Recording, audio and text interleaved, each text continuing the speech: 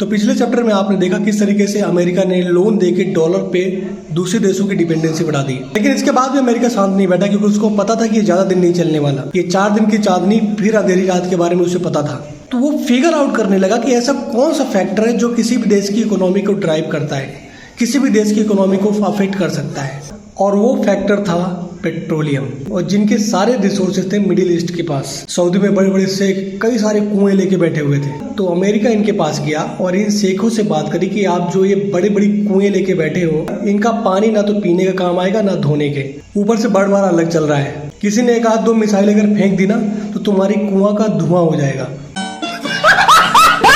America ने offer किया कि मेरे साथ काम करो, पैसे भी कमाओगे, ये तितर बितर होके अकेले अकेले चलोगे भारत में हिंदुओं की तरह तो कुचल दिए जाओगे। मेरे साथ काम करोगे तो मैं तुम्हें सिक्योरिटी भी दूंगा और टेक्नोलॉजी भी दूंगा कि पेट्रोलियम को कैसे एक्सट्रैक्ट करना है।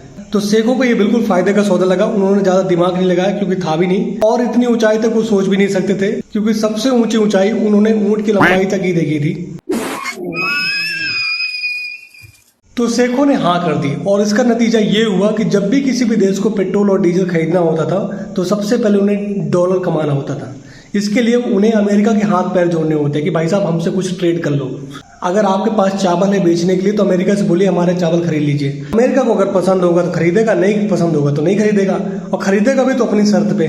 कीमत भी वही निर्धारित करेगा, आप निर्धारित नहीं करोगे, क्योंकि अगर आप निर्धारित करने लग गए तो बेटर है आप चावल के साथ दाल भी खरीद लो और तड़का लगा के खा के सो जाओ, डॉलर नहीं मिलने वाला।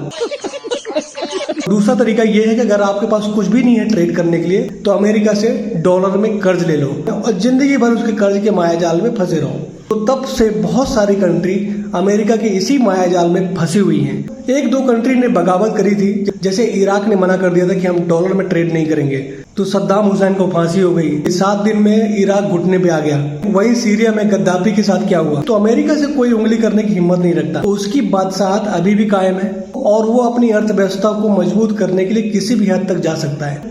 तो आगे हम बात करेंगे कि अमेरिका ने तीसरा मास्टर स्ट्रोक क्या खेला अपनी अर्थव्यवस्था को, डॉलर को और मजबूत करने के लिए।